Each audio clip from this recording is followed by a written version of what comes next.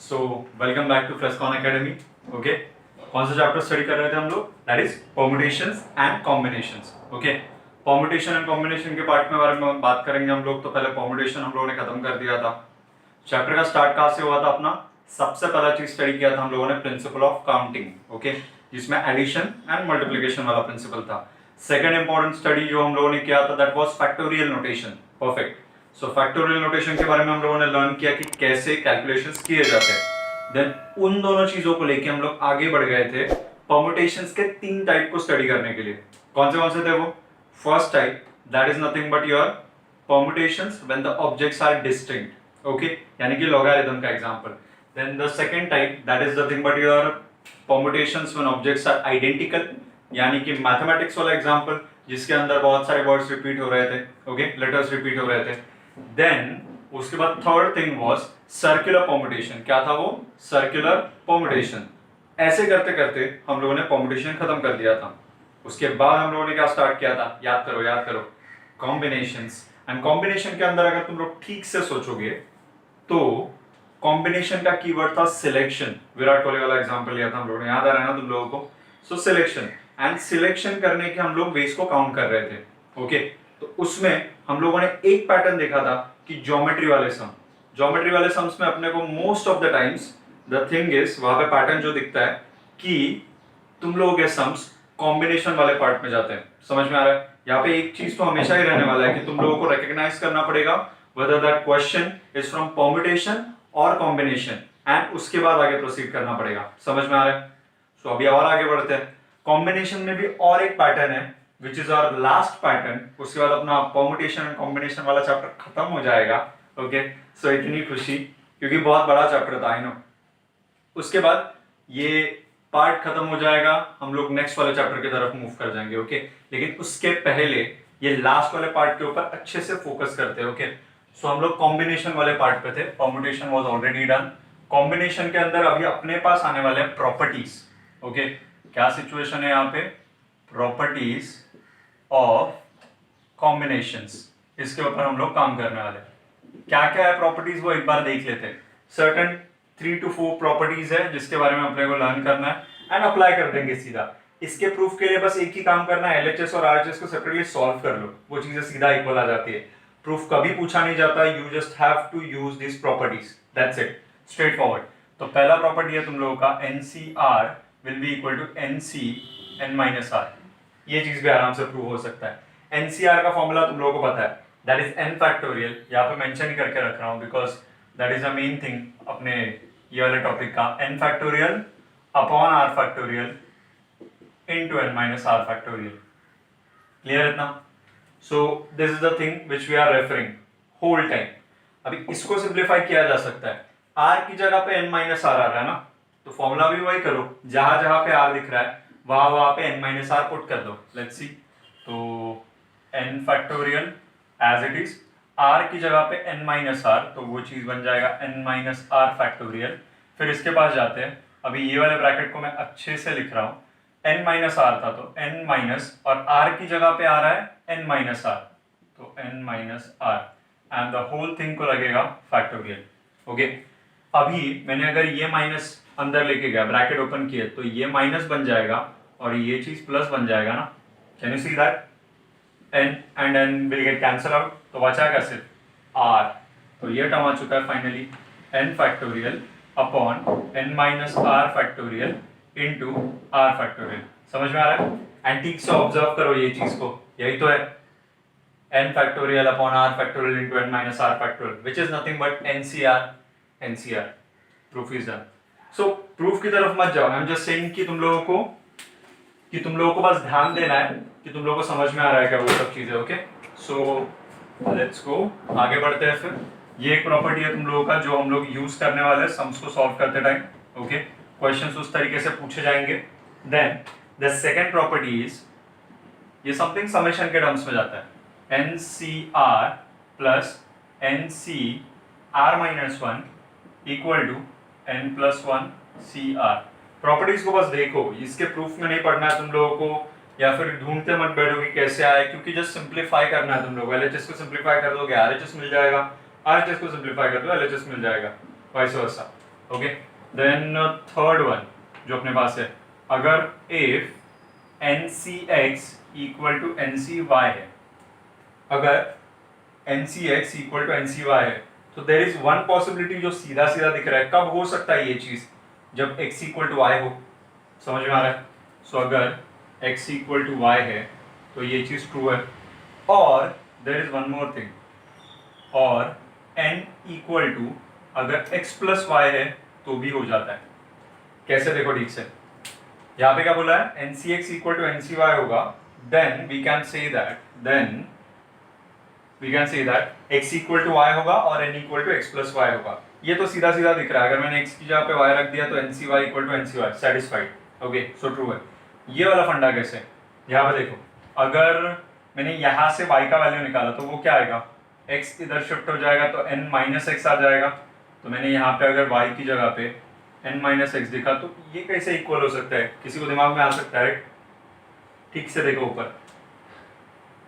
Property number 1 उसको satisfy कर देगा। NCR equal to NCN minus r, NCX equal to NCN minus x, done. तो ये चीज प्रॉपर्टी 1 का सपोर्ट लेके क्रिएट की गई है। एक्चुअली यहाँ पे क्या है? NCX equal to NCY। So ये दो वेज में ट्रू हो सकता है। सो दोनों वेज वहाँ पे मेंशन करके दिए मैंने। Okay, so this is the main theory part जो हम लोग पहले यूज करेंगे, जिसके बेसिस पे कुछ सम सॉल्व करेंगे प्रॉपर्टीज के। देन और भी एक दो फंडे हैं जो यूज करने हैं अपने को। ओके, दो फॉर्मुलाज है एक्चुअली, उनका यूज हम लोग फॉर्मूला यूज करने के पहले देख लेंगे। इतना क्लियर है तुम लोगों को? सो प्रॉपर्टीज को ब्रेन में फिट कर लो जितना हो सके उतना। वैसे भी बाद में प्रैक्टिस करते जाओगे उतना वो याद हो ही जाएगा, लेकिन अलग से बैठ के रट्टा मारने की जरूरत नहीं है। जस्ट 2 मिनट के लिए उसके ऊपर से नजर घुमाओ and then will start solving the sums. Okay, let's go to our sums. ये हटा रहा हूं मैं पार्ट। सम सिंपल है, इतना कुछ कॉम्प्लिकेटेड नहीं है। जो भी तुम लोगों को प्रॉपर्टीज में बोला गया था उसको बस यूज करना है तुम लोगों को सॉल्व करते time. Okay, so let's see, पहला वाला क्वेश्चन की तरफ जाते हैं। अपने को क्या बोला है?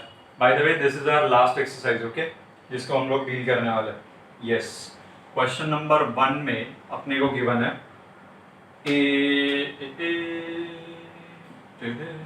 ओके, फाइंड n, एंड उन्होंने बोला NC7 equal to NC11, NC7 equal to NC11। कौन सा वाला प्रॉपर्टी यूज होगा? फर्स्ट या सेकंड या फिर third? Third, NCX equal to NCY। इसके लिए दो ऑप्शंस पॉसिबल है। If this is true then एक तो 7 इक्वल टू 11 हो सकता है, x इक्वल टू y, और n equal to x plus y।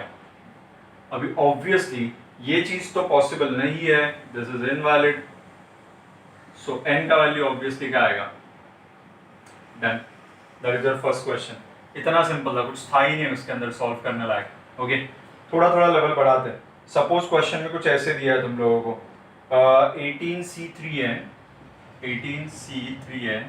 That is equal to 18C2n plus 3, 18C2n plus 3।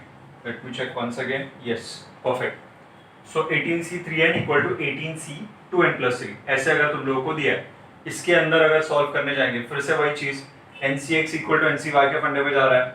अगर ऐसे जा रहा है तो you will either write x equal to y that is 3n equal to 2n plus 3, और n equal to, n कौन है इस वाले केस में? 18। So 18 equal to this plus this, so 3n plus 2n plus 3।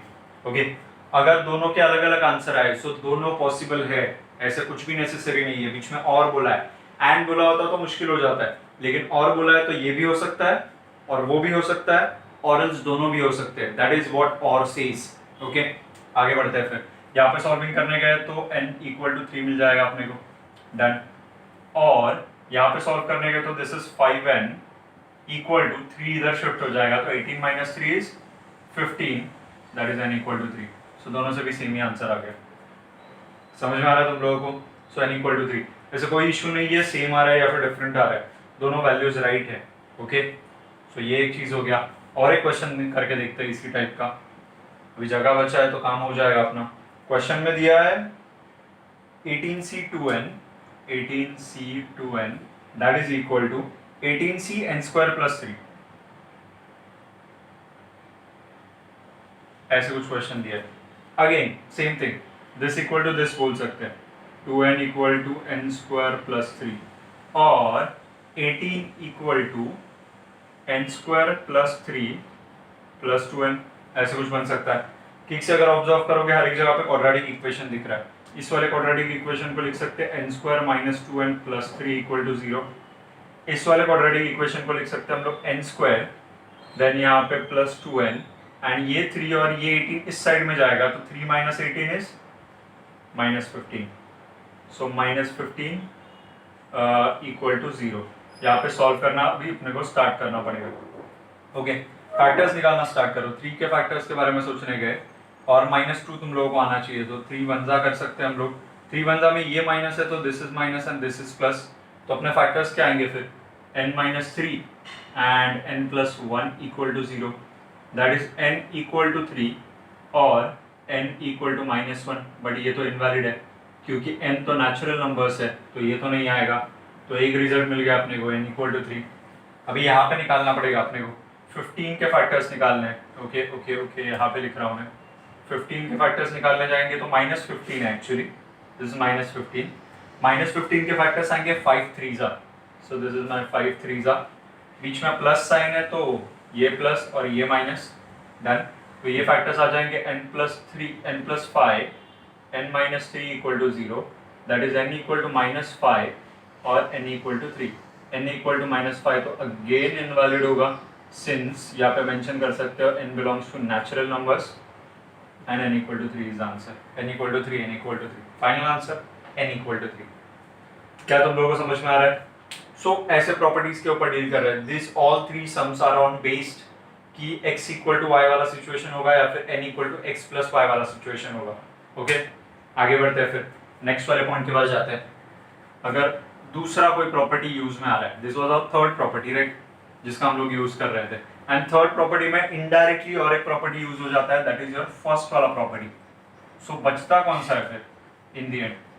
बचा हुआ property है that is second वाला प्रॉपर्टी, उसका सम कैसे रिप्रेजेंट किया जाता है उसको देखते हैं। That is very interesting part है, जो तुम लोगों का सेकंड वाला प्रॉपर्टी है उसके सम्स कैसे आते हैं। So let's see. Okay, let's गो। पहले मैं प्रॉपर्टी मेंशन कर रहा हूँ यहाँ पे, NCR plus NCR minus 1 equal to n plus 1 CR। यहाँ पे ठीक से ध्यान दो, लेफ्ट हैंड साइड के दोनों टर्म्स के n ऑब्जेक्ट अवेलेबल जो है वो n और n ही रहेंगे, तो वो सेम होना चाहिए। और इधर एक जगह पे r है तो एक जगह पे r माइनस 1, 4 है तो 3, 3 है तो 2, 5 है तो 4, इस तरीके से कुछ चलने वाला है। ओके, एंड आंसर में क्या होगा फिर, जो n होगा वो 1 से बढ़ जाएगा, n प्लस 1 हो जाएगा, एंड r और r माइनस 1 में से r वाला पिक करना है, यानी कि 4 और 3 में से 4, 5 और 4 में से 5, तो बड़ा वाला नंबर पिक करना है बेसिकली। ये जो n है वो 1 से बढ़ जाएगा और r की जगह पे जो भी चीजें मेंशन की गई है वहां पे बड़ा नंबर पिक करना है। ओके, कंडीशन इज ये r तो ये r माइनस 1 कॉन्सेक्यूटिव टर्म्स होने चाहिए आगे पीछे वाले। Clear? So let's try and apply it to one question. कैसे आएगा लेट्स सी। क्वेश्चन क्या गिवन है, yes this is the question given. अब इसका फॉर्मेटिंग बहुत अतरंगी है, अगर किसी को समेशन का कुछ आइडिया नहीं है तो उनको कंफ्यूजन होगा, सो डोंट वरी, बस फोकस करो कैसे चलेगा। 47C4 दिया है, उसके बाद उन्होंने समेशन बोला है फ्रॉम r इक्वल टू 1 से लेके 5 तक 52 माइनस r C3, ऐसे कुछ क्वेश्चन दिया है तुम लोगों को। अभी ठीक से ध्यान दो, what is the meaning of summation? Summation का मीनिंग क्या होता है? सपोज मैंने ऐसे कुछ टर्म लिखा है r इक्वल टू 1 से लेके 5 तक ऑफ r, मतलब क्या करेंगे हम लोग यहाँ पे, एक बार r की जगह पे 1 रख देंगे, सो 1 रखा। समेशन का मीनिंग होता है प्लस, उसके बाद r को 1 से इंक्रीमेंट करना होता है, 1 के बाद क्या आएगा 2, हमेशा इसके टर्म्स में बात करते हैं हम लोग, इंटीजर्स के टर्म्स में। सो 1 के बाद आएगा 2, तो 2 आ गया r की जगह पे, तो वो भी ऐड हो गया, फिर से प्लस आएगा क्योंकि समेशन है, अभी और एक बार इंक्रीमेंट होगा 3 4 एंड रुक जाएंगे 5 के ऊपर क्योंकि r 5 तक जा रहा है। समझ में आ रहा है? सो r का वैल्यू 5 तक जा रहा है। सपोज यहाँ पे r स्क्वायर होता तो यहाँ के सिचुएशन फिर से चेंज हो जाते हैं। ठीक से देखो, 5 टर्म्स तक ही जाना है, लेकिन कैसे? r का वैल्यू 1 रखा, 1 का स्क्वायर 1, फिर 2 रखा, 2 का स्क्वायर 4, फिर 3 रखा 9, 4 रखा 16 एंड लास्टली 5 तक जाना है तो 5 रखा 25। तो यहाँ पे जो भी इक्वेशन रहेगा उसके यहाँ पे r का वैल्यू बस पुट कर देना है और उसको इंक्रीमेंट करते जाना है, एंड ये जो भी टर्म है उसको ऐड करते रहना है तुम लोगों को। That is nothing but a summation. तो वही प्रॉपर्टी यहाँ पे भी अप्लाई होगा फिर तुम लोगों का उसी तरीके से। सो let's try and apply that. कैसे बनेंगे टर्म्स वो लिख के देखते हैं फिर, ओके, जिससे अपना आंसर आ जाए कुछ भी। सो 47c4 प्लस वहां पे क्या करेंगे हम लोग, r की जगह पे 1 पुट कर देंगे, तो ये टर्म बनेगा अपना 52 - 1 दैट इज 51c3। फिर 2 पुट करोगे 50c3, फिर 49c3। कहाँ तक जाना है, ये 1 पुट करने के बाद था, 2 पुट करने के बाद, 3 पुट करने के बाद, 4 पुट करने के बाद, एंड लास्टली 5 तक जाना है तो 5 पुट करने के बाद। अपने को इंटरेस्ट है इस प्रॉपर्टी में जो हम लोग सॉल्व करने के लिए यूज करने वाले, तो फोकस उससे मत हटाना बिल्कुल भी। अभी ठीक से देखो, इन सबका addition is nothing but our answer. समझ में आ रहा है? लेकिन ये बहुत ज्यादा टर्म्स है, अगर इनको ऐड करना है तो आई होप अपने पास कुछ स्ट्रैटेजी हो, बिकॉज ये बड़े बड़े टर्म्स है। इनको अगर मैंने फॉर्मूला लगा के एक एक को सिंगल सिंगल सॉल्व करने गया ना, बहुत मगजमारी हो जाएगा, और मगजमारी अपने को करना नहीं है। समझ में आ रहा है? स्मार्ट वर्क, मैंने लास्ट टाइम भी बोला था तुम लोगों को कि पैटर्न चेंज हो चुके हैं, पहले जैसा नहीं चलेगा कि रट्टा मार दिया, सम के आंसर आ गया, काम खत्म हो गया। 11th एंड 12th का पैटर्न डिमांड्स कि तुम लोग उसको लॉजिकली सॉल्व करो थोड़े अच्छे से। तो यहाँ पे भी देखो प्रॉपर्टी क्या बोलता है, n और n सेम होना चाहिए। 47, 51, 47। सो ये और ये टर्म कंबाइन होने का चांस है। यहाँ पे r और r-1, तो यहाँ पे भी वो पैटर्न सेटिस्फाई करना चाहिए। तो 4 and 3, yes, r and r-1 अभी यहाँ पे हम लोग अप्लाई कर सकते हैं। प्रॉपर्टी क्या बोलता है, n का n+1 हो जाता है, तो 47 का हो जाएगा 48c, और 4 और 3 में से r और r-1 में से r यानी कि बड़ा वाला पिक कर रहे हैं, सो 4 and 3 में से 4 आ जाएगा। डन, प्रॉपर्टी को अप्लाई कर लिया। बाकी के सब टर्म्स वैसे के वैसे मेंशन करो, जो भी है बचा हुआ है, 49c3 देन 48c3, उसके बाद फिर से 48 एंड 48 वाला कंबाइन हो जाएगा, उसका आंसर आ जाएगा 49c4। समझ में आ रहा है क्या? सेम लॉजिक अप्लाई किया। देन बचे हुए टर्म्स फिर से लिखूंगा, जब तक मैं लिख रहा हूं तब तक ऑब्जर्व करो कैसे आया रहेगा वो चीज। समझ में आ रहा है? फिर 49 और 49 कंबाइन होगा 50 देगा, फिर 50 और 50 कंबाइन होगा 51 देगा, 51 और 51 कंबाइन होगा 51 एंड 51 कंबाइन होगा, एंड अपने को फाइनल आंसर मिलेगा 52c, और बड़ा वाला नंबर आता है तो 4। That is my final answer. I hope तुम लोगों को समझ में आ रहा है कि कैसे प्रॉपर्टी को अप्लाई किया। क्लियर है? सो इस तरीके से यहाँ पे फाइंड आउट किया जाता है 52c4, एंड तुम लोगों का ये वाला सम खत्म हो गया। ओके, आगे बढ़ते हैं फिर नेक्स्ट वाले टाइप के पास कि कैसे इस तरीके से सॉल्विंग किया जाता है यहाँ पे।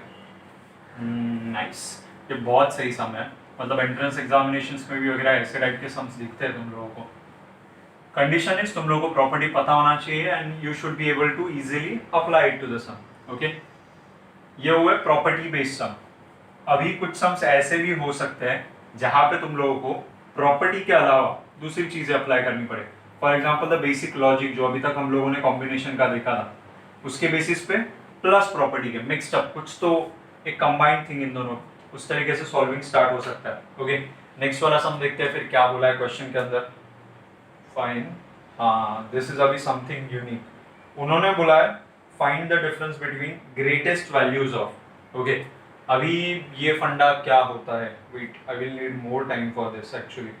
ग्रेटेस्ट वैल्यू ऑफ, उसके पहले एक काम करते हैं, उसके पहले नॉर्मल सम्स को निपटा लेते हैं एंड देन हम लोग वो ग्रेटेस्ट वैल्यू वाले सम के पास नेक्स्ट वाले सेशन में जाते हैं, बिकॉज उसमें मुझे तुम लोगों को बाइनोमियल करके एक चीज है वो भी एक्सप्लेन करना है। ओके, बाइनोमियल वाला पार्ट जो हम लोगों ने स्टडी नहीं किया है, शायद से अभी तक नहीं किया है, लेकिन तुम लोगों को एक आइडिया दूंगा कि क्या होता है एग्जैक्टली बाइनोमियल में भी, कैसे तुम लोग उसका यूज कर सकते हो। पावर्स वाले टर्म की बात है वो एक्चुअली। ओके, लेकिन उसके पहले नॉर्मल सम्स के पास आते हैं। क्वेश्चन देखो अभी क्या क्या बोला है, ये सेम क्वेश्चंस में कमेंट्स में भी मेंशन करने वाला हूँ। ओके, सो डिस्क्रिप्शन के अंदर क्वेश्चन में देखो क्या बोला है, in how many ways can a man invite 6 friends to a party so that 2 or more of them remain present। Okay, so एक मैन इनवाइट कर रहा है 6 friends to a party. A man invites 6 friends to a party.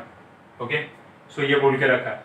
In how many ways he can invite 6 friends to a party so that 2 or more of them remain present. Okay, so 2 or more of them remain present. ये situation बोल के रखा है. Video से देखो. Party होगा. Okay, party होगा कब? जब 2 और मोर आर प्रेजेंट. ये इनडायरेक्टली बोल के रखा है.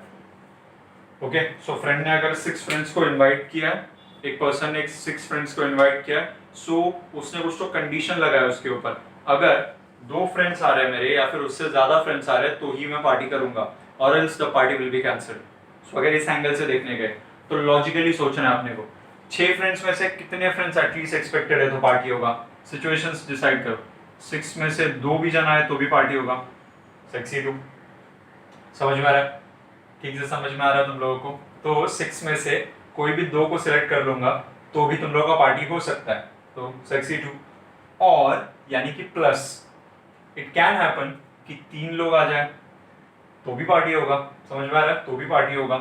देन 4 भी तो आ सकते हैं, या फिर 5 आ सकते हैं, या फिर 6 के 6 आ सकते हैं. आई होप तुम लोगों को समझ में आ रहा है ये चीज. ओके, सो सिचुएशंस देखो. फिर 6 में से 2 फ्रेंड्स आए तो भी पार्टी होगा, 3 फ्रेंड्स आए तो भी पार्टी होगा, 4, 5, 6 all the situations are covered. अभी बस अपने को इसे सॉल्व करना है और अपना फाइनल आंसर आ जाएगा. फॉर्मूला वही यूज करेंगे, एनसीआर वाला, n factorial upon r factorial into n minus r factorial.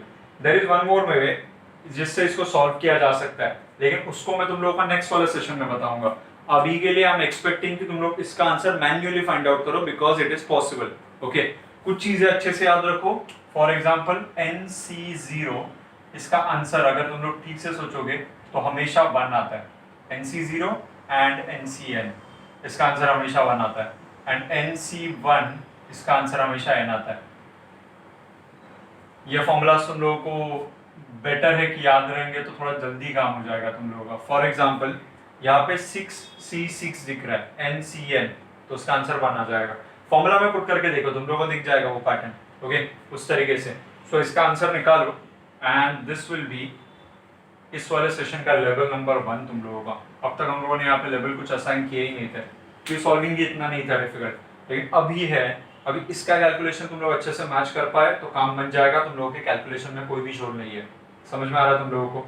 सो ये वाले कैलकुलेशन पे अच्छे से ध्यान दोगे तुम लोग. Okay, then let's go to one more sum. Okay fine. यहाँ पे क्या बोल के रखा है वो ठीक से सुनो. A group consist of 8 men and 5 women. Okay, so एक ग्रुप है जिसमें 8 men, हटा रहा हूँ मैं ये वाले पार्ट को सो दैट अपने को जगह हो सके. अभी ये कमिटी वाले सिचुएशंस है. यहाँ पे भी जब भी कमिटी फॉर्मेशन की बात आएगी ना, तुम लोगों को एक चीज समझ जाना है कि यहाँ पे भी तुम लोगों का हमेशा कॉम्बिनेशन वाला सिचुएशन आने का बहुत बड़ा चांस है. तो कैसे? तुम लोगों को एक कमिटी ग्रुप दिया है जिसमें 8 men एंड 5 women है. एक ग्रुप है तुम लोगों के पास. Find the number of committees of 5 person that can be formed. So 5 member committees को काउंट करना है. 5 member committees. Okay, number of 5 member committees. और कंडीशन बोला रहेगा उसके ऊपर. If committee consists of at least 3 women. If committee consists of at least 3 women. At least 3 women. ये situation है. सोच के देखो, एटलीस्ट 3 वुमन, 5 का कमेटी बनाना है तो मिनिमम 3 वुमन तो होने ही चाहिए. सो 3 वुमन होंगे.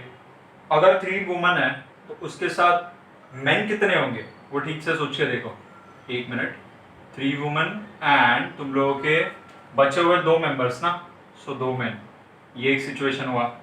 ओके, और क्या हो सकता है तुम लोगों के पास सिचुएशन? और एक केस जो बन सकता है, एटलीस्ट 3 बोला है तो 4 वुमन भी हो सकते हैं. At least 3, right? अगर 4 वुमन होंगे तो तुम लोगों के पास मैन कितने होंगे? Single man. तो ही तुम लोगों का ये वाला सिचुएशन बन जाएगा. ओके, और एक सिचुएशन है, 5 के 5 वुमन हो सकते हैं ना. वैसे भी 5 वुमन अवेलेबल है तो 5 वुमन जा सकते हैं. तो यहाँ पे जाएंगे तो 5 वुमेन एंड 0 मेन। डन। अभी यही चीज को तुम लोगों को रिप्रेजेंट करना है बस अपने कैलकुलेशंस के बेसिस पे। तो कैसे, पहले 3 वुमेन होने चाहिए, 5 में से 3 वुमेन, तो 5C3। एंड उसी टाइम पे ये पूरा एक सिचुएशन ना, कमिटी इतना है, कमिटी इतना है, कमिटी इतना है, एंड दीज आर द और वाले ऑप्शंस। तो at a time 5C3 and ये 2 मैन यानी कि 8C2 आ जाएगा, ये आ जाएगा इनटू 3 एंड 2, 5 का कमिटी। ये एक सिचुएशन आ गया। और यानी कि प्लस होता है, हम लोग नंबर ऑफ वेज को काउंट कर रहे हैं ना, तो इस वे से भी कमिटी बन सकता है, और यानी कि प्लस इस वे से भी बन सकता है। यहाँ पे भी लिख के देखते हैं, 5 में से 4 तो 5C4 इंटू 8 में से 1 तो 8C1, ये एक सिचुएशन आ गया। और यानी कि प्लस 5 में से 5 तो 5C5 इंटू 0 में 8 में से, सो 8C0, ये एक सिचुएशन आ गया। डन। ये सिचुएशन सॉल्व कर लेंगे, आंसर आराम से आ जाएगा। अभी थोड़ी देर पहले जैसे मैंने मेंशन किया था NCN आ रहा है, NCN का आंसर 1 होता है, तो ये 1 है। 8C0, NC0 is 1, n can be anything ना, 8 भी हो सकता है, तो 8C0 इज 1, तो ये टर्म तो 1 इंटू 1 ही हो रहा है। ऐसे तुम लोग ये पार्ट को सॉल्व करोगे। ओके। और एक चीज 8C1 में कुछ कुछ पार्ट सॉल्व करके बता रहा हूँ। 8C1 यानी कि NC1 n आता है उसका आंसर, तो इसका आंसर 8 आएगा। तो वहां पे तुम लोगों को सॉल्व करने की जरूरत नहीं है, बाकी प्लेसेस सॉल्व कर लो। जो भी तुम लोगों का आंसर आ जाएगा उसको लेवल असाइन कर दो 2, एंड वो आंसर में यानी कि कमेंट बॉक्स में मेंशन करोगे। ओके। सो इस वाले सेशन में तुम लोगों को 2 काम है, 2 आंसर्स फाइंड आउट करने जिनको लेवल्स असाइन किया गया है। और भी सम्स करते हैं ओके नेक्स्ट वाले सेशन में, जहाँ पे हम लोग इसके आगे बढ़ेंगे, और वो बाइनोमियल से रिलेटेड जो पार्ट था ना, जो कि परम्यूटेशन एंड कॉम्बिनेशन में आ रहा था, वो भी हम लोग अच्छे से डिस्कस करेंगे। ओके। तब तक के लिए thank you so much, bye bye.